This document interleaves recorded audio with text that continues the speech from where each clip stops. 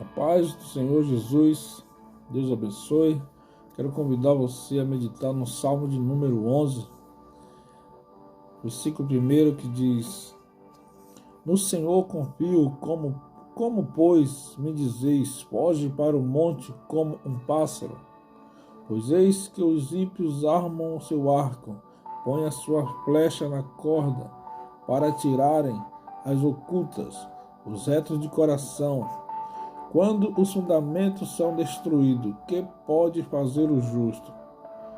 O Senhor está no seu santo templo. O trono do Senhor está nos céus. Seus olhos contemplam as suas pálpebras. Provam os filhos dos homens. O Senhor prova o justo e o ímpio. A sua alma odeia ao que ama a violência. Sobre os ímpios fará chover brasas de fogo e enxofre. Um vento abrasador será a porção do seu corpo, porque o Senhor é justo. Ele ama a justiça. Os retos, pois, verão o seu rosto. Salmo de número 11.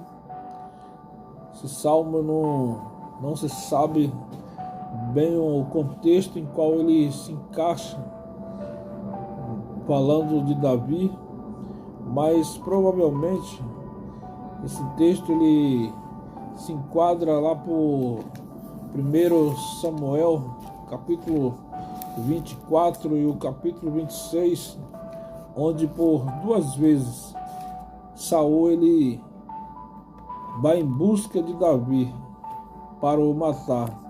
Que Saul, com a sua soberba, Saul, vendo que Davi era uma ameaça ao seu reino, Davi já tinha sido ungido por Samuel para ser rei de Israel, e Saul, ele sendo rei, não querendo perder a sua posição real, Saul ele quer matar Davi de qualquer maneira, tomado por um espírito imundo, um espírito perturbador. Saul, ele por várias vezes ele tentou lançar uma lança sobre Davi para o matar. Davi se esquivou, estando no palácio, mas Davi agora ele foge de Saul pelas montanhas, alguns esconderijos que Davi conhecia. Davi agora foi para a caverna de Adulão, e lá 400 homens foram ter com Davi.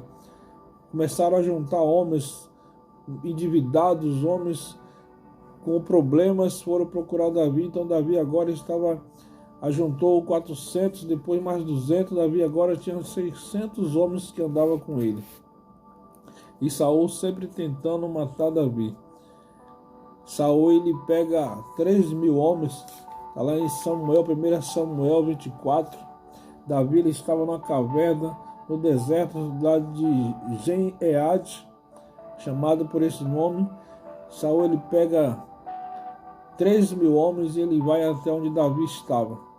Quando chegou lá com seus homens, acamparam. Aí a Bíblia diz que Saul ele deu vontade de aliviar o ventre. Saul ele sai e vai numa caverna, e Davi estava escondido justamente nesta caverna.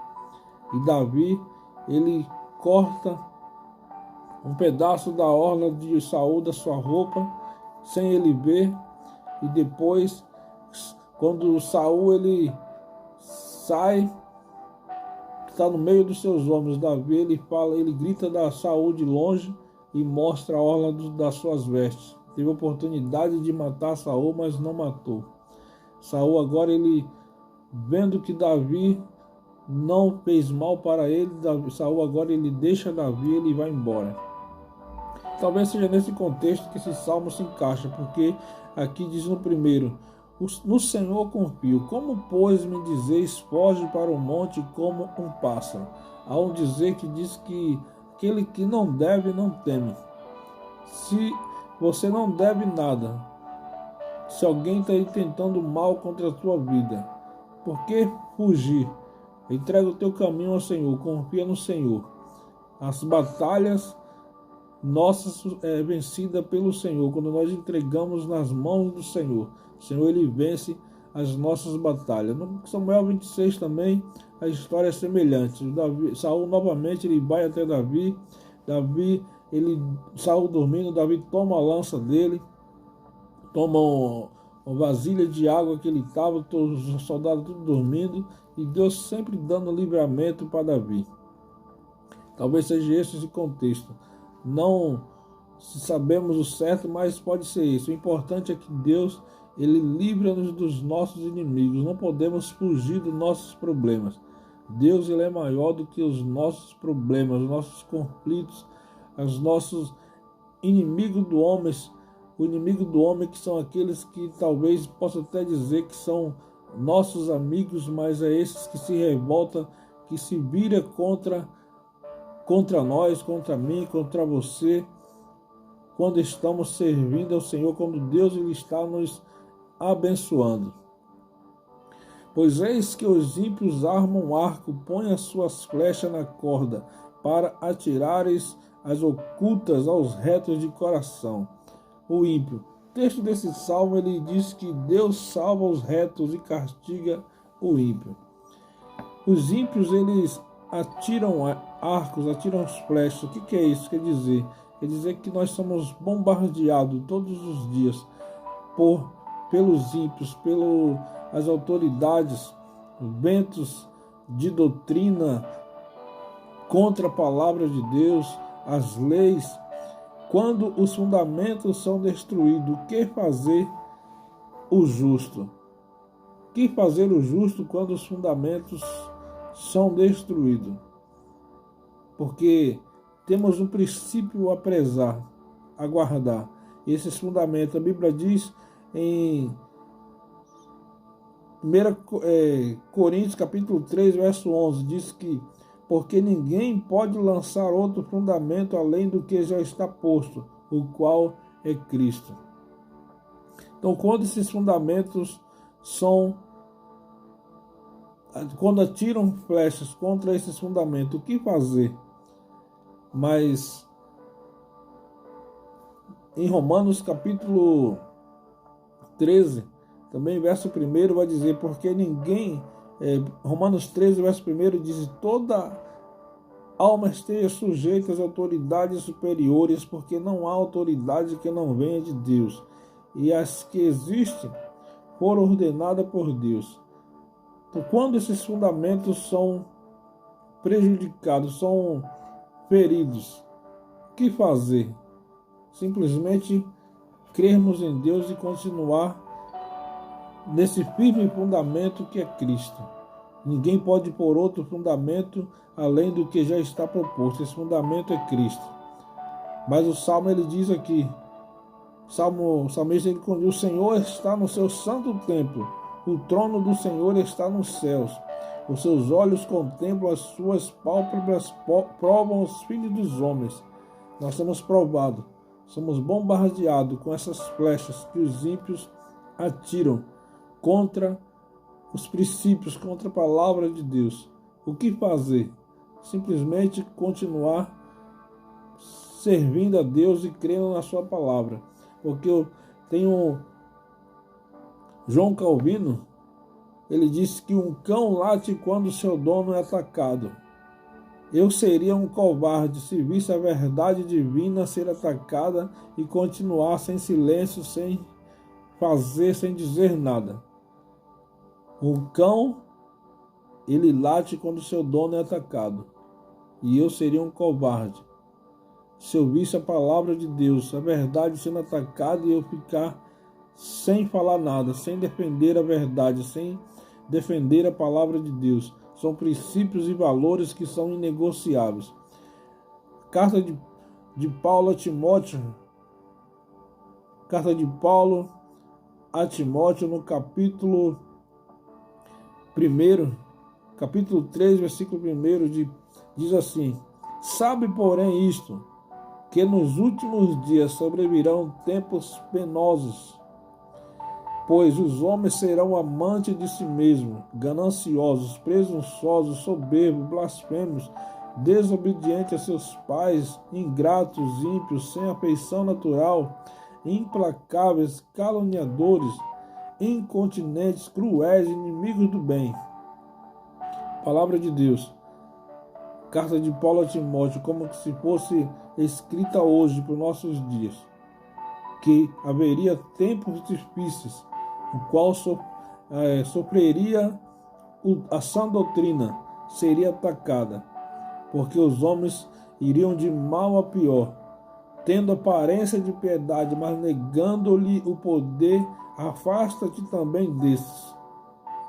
Essas são as flechas que diz que que são atacadas, como diz no Salmo, no livro dos Salmos que nós estamos meditando aqui no versículo 5 diz: o Senhor prova o justo e o ímpio, a sua alma odeia o que ama a violência. A alma, Deus ele odeia aquele que ama a violência. O Senhor prova. Versículo 6 diz: sobre os ímpios fará chover brasas de fogo e enxofre. O vento abrasador será a porção do seu copo. Às vezes nós ficamos olhando para o ímpio. O ímpio, às vezes, o ímpio prospera. O ímpio, ele faz na sua maldade, ferindo a lei, a palavra de Deus, indo contra os princípios, mas mesmo assim eles ainda prosperam. Mas Deus, ele tem um castigo do Senhor. No Salmo anteriores diz que o Senhor está no seu trono. O Senhor julgará o justo e o ímpio. O julgamento de Deus ele virá sobre o justo e o ímpio. Sobre o ímpio cairá brasas de fogo e enxofre. Isso é o quê? É o inferno. É o inferno abrasador. Que a Bíblia diz que Apocalipse capítulo 20, que fala do tribunal do grande trono branco, onde as almas serão julgadas e serão lançadas no inferno. Essa é a condenação eterna para o ímpio, para aquele que se distancia de Deus. Então que nós podemos começar já a ter uma vida com Deus, já servindo a Deus logo a nossa vida, porque a nossa vida ela é curta, ela é um vapor. Nossa vida ela passa rápida, ela é passageira. Então que nós possamos ser justos diante de Deus, procurar andar nesse caminho da justiça e não nos atentarmos para o caminho ímpio, porque o Senhor é justo, Ele ama a justiça, os retos, pois verão o seu rosto. Então, o versículo 6 e o 7 é um contraste. Fala do destino do ímpio, e o 7 fala do destino do justo. O Senhor virá. A Bíblia diz que Jesus virá nas nuvens. O Senhor foi crucificado na cruz por nossos pecados. Mas João capítulo 14 diz que o Senhor ele foi preparar lugar. E o Senhor lhe disse: eu fui preparar lugar, verei outra vez. E aonde estiverdes, onde eu estiver, que estejais vós também. Então Deus ele tem promessa. O Senhor ele tem salvação para aquele que é justo, para aquele que anda nos caminhos da justiça. Porque os ímpios, eles irão de mal a pior. Romanos capítulo 1, versículo 21, para finalizar aqui, ele diz assim: porquanto tudo tendo conhecido a Deus, contudo não glorificaram como Deus, nem lhes deram graças, antes nas suas especulações se desvaneceram, e o seu coração insensato se obscureceu, dizendo: se sábios, tornaram-se astutos, e mudaram a glória de Deus, do Deus incorruptível, em semelhança de imagem de homem corruptível, e de aves, de quadrúpedes, de répteis. Por isso Deus o entregou a uma concupiscência dos seus corações, a imundícia, para serem seus corpos desonrados entre si. Deus ele coloca o homem no sentimento, quando o homem ele não se converte, ele está subestinado ao erro. Deus ele deixa ele no sentimento do seu coração. Ele quer seguir o teu coração, que siga, porque o coração do homem é enganoso. Mas quando nós atentamos para Deus, para as coisas de Deus, os princípios da palavra de Deus, desviando dessas flechas que o ímpio ele nos ataca, o Senhor ele tem promessa para quem é justo, para quem anda nesses princípios da palavra de Deus. Romanos fala mais aqui no capítulo 1 de Romanos, até chegar no último versículo aqui, fala dessa prevaricação, desse desvio do homem. Mudou a glória de Deus, a imagem natural do homem por semelhança de quadrúpedes. Ele fala aqui de homem com homem, mulheres com mulheres. Deus colocando no seu sentimento, agindo conforme os seus corações. Porque Deus ele é educado, o Espírito Santo ele é educado. Ele só entra quando a casa abre, quando a porta da casa ele é aberta. Essa porta é o que? O coração. Apocalipse 3, verso 20, é escrito: a porta e bato. Se abrir o coração, se abrir a porta, eu entrarei, serei com ele e ele comigo, farei morada. Essa é a palavra de Deus. Eu quero orar com você nesse momento. Senhor, meu Deus e meu Pai, graças te dou, meu Deus, por esta palavra, Salmo de número 11, que fala, Senhor, das flechas do inimigo contra o justo, o ímpio atacando o justo, Pai. Mas que nós possamos ficar firmes, Senhor, na Tua palavra, porque ninguém pode ir para outro fundamento, o qual já está posto, que é Cristo, que é a Tua palavra, Senhor, que é a lei do Senhor, os estatutos do Senhor, Pai. Pai, eu te peço, abençoa esta pessoa que está ouvindo essa palavra, Deus, se porventura tem sido perseguida, Senhor, alguém quer tirar flechas contra a sua vida, que o Senhor possa guardar e livrar de todo mal, Senhor, e possamos ficar firmes na verdade do Senhor, em nome de Jesus, e amém. Deus abençoe. Se gostou desse vídeo, compartilhe a palavra de Deus, em nome de Jesus.